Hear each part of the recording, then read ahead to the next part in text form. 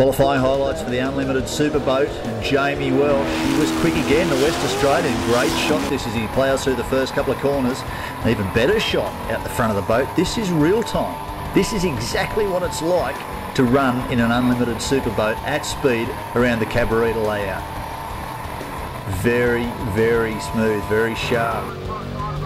Phil Dixon, he was sharp too.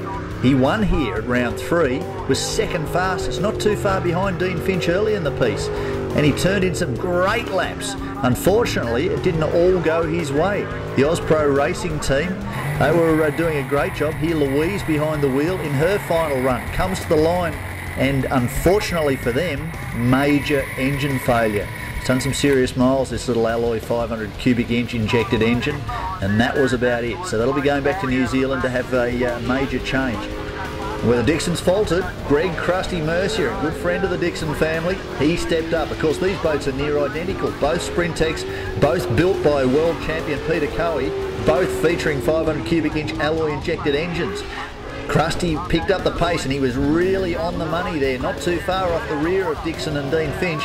Until that was almost disaster. The top 12, 3 to 4 seconds that would have cost him. That just about kept him out of the 6. Cheryl Welsh too, doing a great job supporting son Jamie. She was very fast too, made it through to the 6 but had dramas herself. In the end though, it was all very interesting. You're not having much luck by the look of things. Oh no, we've the reason we were in 400 last one was because we'd torched 2 pistons. The engine had leaned out, and so we've had a full engine rebuilt. Pistons from America, new valves, new rings, bearings, everything, and we only just got it back together Friday night, ready to start yesterday, and it stopped on Frank's first run. And although we'd had the fuel pump tested, the fuel pump had let us down again, and so the engine was ready to lean out and go through exactly the same procedure. So luckily we caught it. We had to drive to do a 3-hour trip last night for a new fuel pump, and got it going again last night. Got it started this morning, and the blower gasket had gone, so we had to pull the blower off and do the gasket and that, and then started it again, and then the O-rings had gone with the new fuel pump. And so, mate, as you can see behind us, the boys are still working on it now at lunchtime. We've missed 2 of our rounds so far, and we're not happy. It's not going properly. It's got a miss.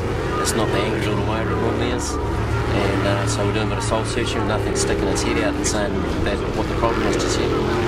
It's a long championship. You'd got the jump on Finchy after last round, but it doesn't take much to get back into contention. Oh, no, and he's short and sneaky too, you know. He'll just sneak back in from behind, and get back in amongst us. It's, yeah, you can only give Finchy the dues that he deserves, you know, and that he can drive, and he's got the boat, and so we're just trying our hardest to get back on top. If we come through at the end and get pretty close, if we make the podium, we'd be really, really stoked. If it stops. Hutton wasn't the only one having dramas. So too, Team Jackhammer. Yeah, I don't know what happened. Whether a bit of a ledge was a bit on that corner. I just sort of tried to take it too tight, and the boat just sort of lifted out of the water. And I was just basically, we were both passengers from there on in. We just sort of slid across the water and hit the bank, and over we went. I don't know how many times we actually went over. I haven't seen the footage yet, but it felt like a couple. And I hit the top of the cage pretty hard into the actual dirt itself, and then everyone was telling me I was vertical in the other channel, and stood it up on the jet and then slammed down. But after that, the engine was still running. We just had it fired up again, and the engine seems pretty good. It's a pretty strong engine they do for us down at P&A Redwood, so it's really held together. It's been strong all weekend, but just unfortunately I come out the water the way I did.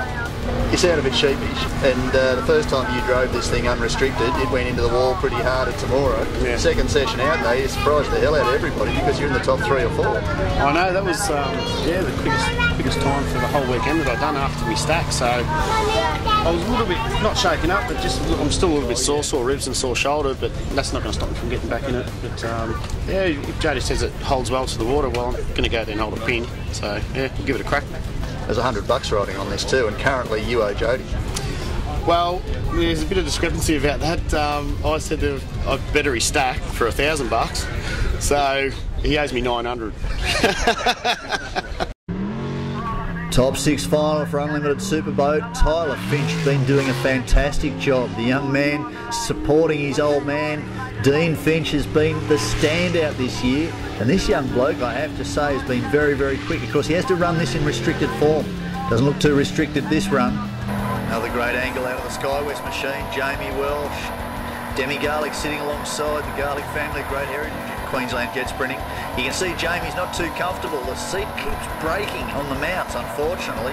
It's made driving this weekend very difficult. He's had one quick time in qualifying, elevated himself into the final 6, but I think the discomfort and the issue with the seat's going to keep him out of the 3. Daryl Nutsy Hutton, he's been working extra hard, as to Fonzie Mullen, trying to get his twin-turbo ramjet unit going, but you can see it's just not comfortable on the crosswash. It's just not comfortable really at all this weekend. He'll go away and work at that, the former Group A champion, and he's been a race winner already in the Unlimited Superboat Class, but he'll be looking to do that more often. Greg Crusty Mercier, going hard at it. He needs to make up for that little off, that little issue in the top 12. But is he going to be able to take it to this man? Dean Finch is just annihilating everybody. That boat is so fast. Darren Farr and Dean Finch have set up probably the benchmark boat in the world for the Unlimited Superboat Class. And it's very likely that he should not just take the Australian Championship, but the world title as well. And there you have it, the end of the top 6. It's Dean Finch comfortably clear of Greg Mercier. Daryl Hutton making the final 3. Fonzie Mullen and the Welsh family, sadly, they miss out. Here we go, the great man himself, Daryl Nutsy Hutton, 2-time, back-to-back, reigning Australian Unlimited Superboat champion in the team solo unit. Listen to this thing go, you can hear the supercharger sing as it screams its way around this circuit. He'll be doing everything he can. He knows there's a deficit here to Dean Finch. He's had a tough weekend so far. Every one of those issues that he had that kept him from recording a lap time during qualifying has cost him serious championship points. Now, he was leading coming into this round. Finchy on adjusted points is probably still in front, but it's going to be interesting as he comes to the line. 38.367. That's a pretty sharp time, but it may not beat Crusty. Let's see how the man from Melbourne, the man from Ackle Skylights, punts this gorgeous shark boat around the circuit.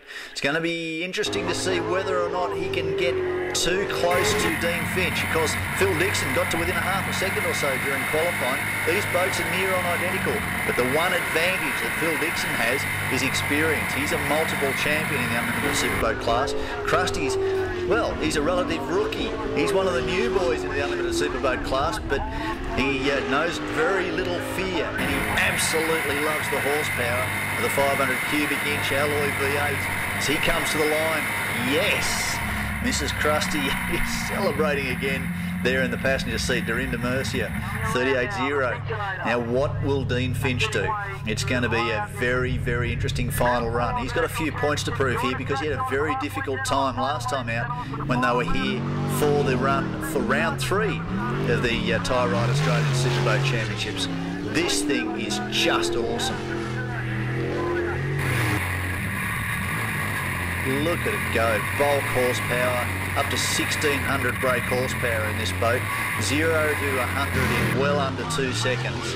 That jet unit can empty 25,000 litres in about 2 minutes. It's a very, very impressive boat, very, very impressive category, Unlimited Superboat. And this man is really on task to be the new world standard, 36.887.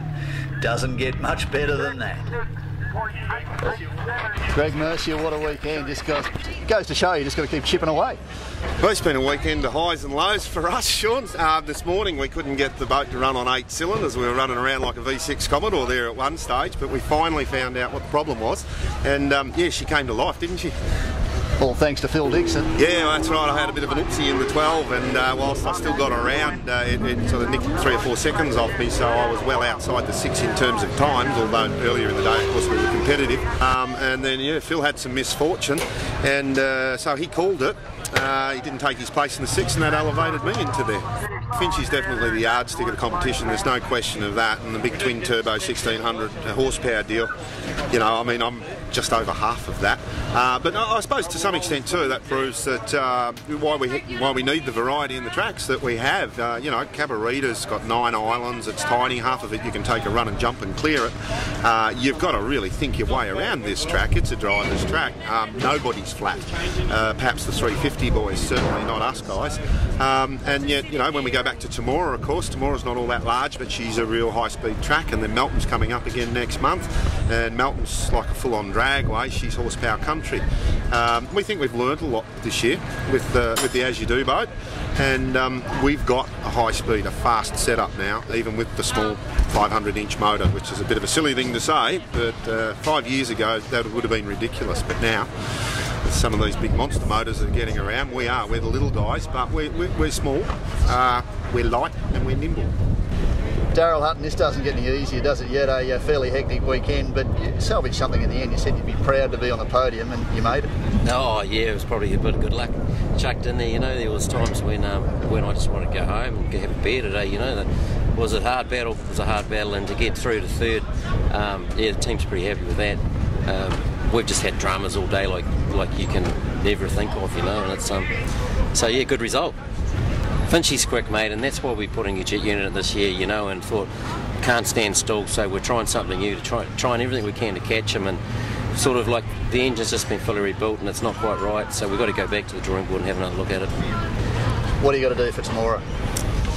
We've got to find some more horsepower and still keep refining this jet unit, and then push Finchie into making a mistake or actually beat him on the water, and that's the task for this year, is to beat him on the water. Yeah, we're on a bit of a mission today to prove something. Look, the boat was sensational.